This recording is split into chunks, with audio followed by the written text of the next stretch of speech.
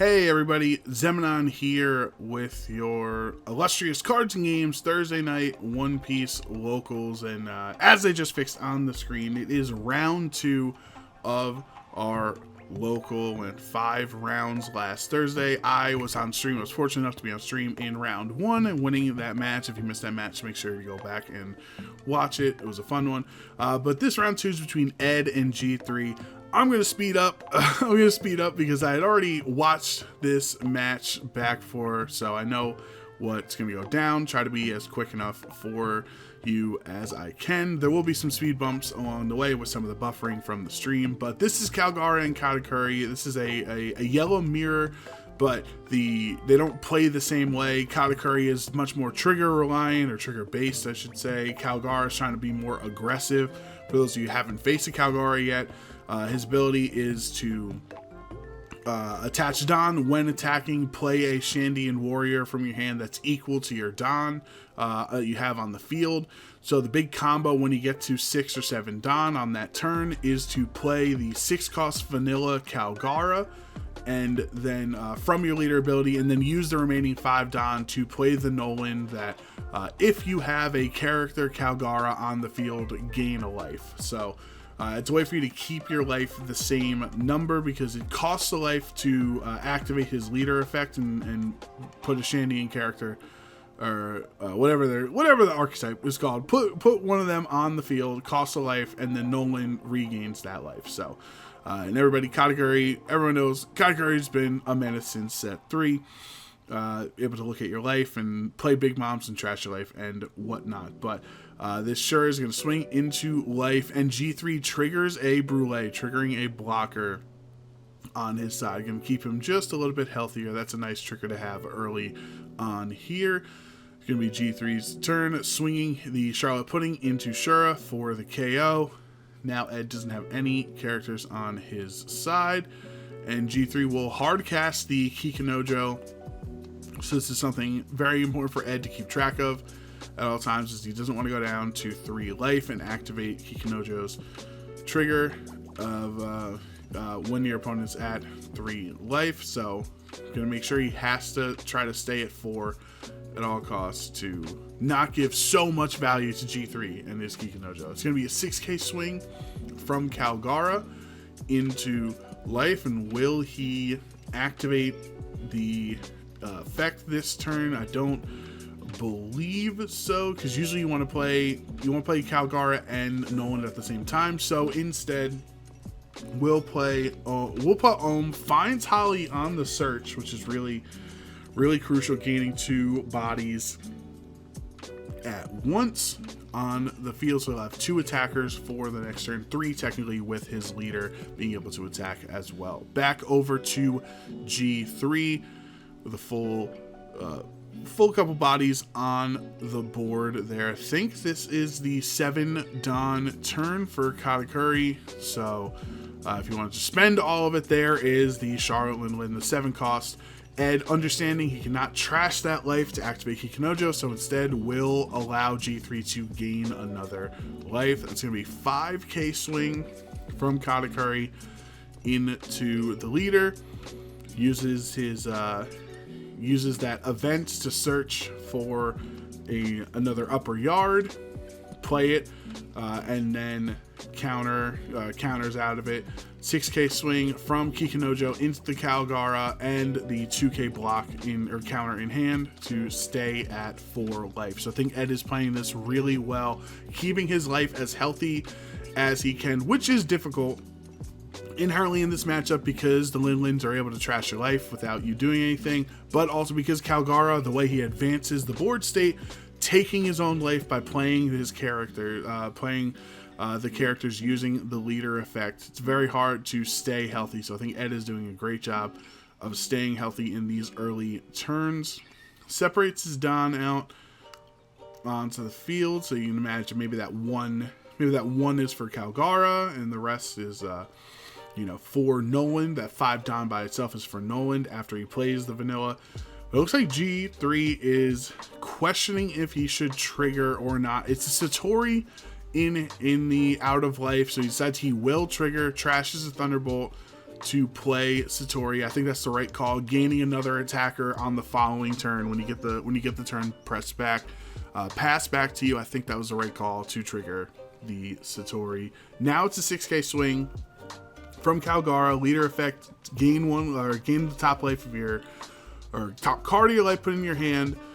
Play a Xeminan warrior, so he gets to play the vanilla 6 cost 8,000 power Kalgara, and then with that 5 other Don, he can play the 5 cost Nolan character that on play, if you have a Kalgara character in play, gain a life. So that's the synergy. He's able to gain 2 bodies on that turn and stay at 4 life. Really crucial turn for Ed there to be able to stay healthy and gaining a big board here. Both players with 4 characters on the board. This is G3's 9 Don turn, so still does not have access to the 10 cost Linolin. Has to wait 1 more turn. We know he has one because Charlotte Pudding picked up a 10 cost Linolin the first turn of the game off of the Pudding search. That's going to be the swing from Katakuri into Ohm. Is able to get the KO. Ed does not want to give up the counter in hand. Kikinojo with a, is it going to be a 7? No, it's going to be a 6k swing into Holly. Ed could give it 2k here to keep the character on the board, but no, just decides to give it up because you have Satori as another chance. You have the Linlin as well that could have swung into it, so it's not worth really giving up the cards there because Holly was still going to end up getting KO'd anyway. Linlin swings into life, and now Ed is at 3 life. Kikinojo is activated. That's going to be a 7k swing as well from Satori, so might as well take both of those cards, gain as much cards in hand. Ed understands next turn there's a chance that the Big Mom comes down anyway, so might as well try to get as many cards in hand as you can to see what you can do here. We do have some buffering issues from the stream, so apologize for that, but it will reset, go back to normal. There we go, it's back to normal here. So Ed is on 10 Don. You need 6 of that 10 Don has to be saved essentially for the same Kalgara Nolan combination, right? You need 1 to attach to the leader, and then to play out the vanilla, and then 5 to play Nolan to gain the life back. So for now, he's just gonna Ed will attach 1 Don from Nolan, swinging at life, no trigger on G3's side. Then this is gonna be a 7k swing from Kalgara into the life, playing out the vanilla Kalgara on that turn. 5 more Don from the Nolan will gain that life back to, or gain Ed's life back to 2 life, and an 8k swing finally into Kalgara. G3, does he have a trigger on this turn? No, does not trigger. So Katakuri's down to 1 life, which pretty much means even though you have 10 Don, unless you're going to go for game here, which would be tough since Ed has so many cards in hand as well as 2 Don still active, you can't really play the 10 cost Big Mom because if you don't win the turn or don't win the game on this turn, you're just going to get it's going to bite you if you play that. So he's going to have to spend his Don wisely in this spot. Maybe attaching Don to each of the characters to give stronger attacks into the board, but Ed uses the Flame Split, gain 1000 power for the turn as well since he has 2 or less life. Rest a 4 cost character on your opponent's side. So absolutely massive for Ed on that turn. Resting the Kikinojo, that's 1 less 6k swing that Ed has to deal with on this turn, and that was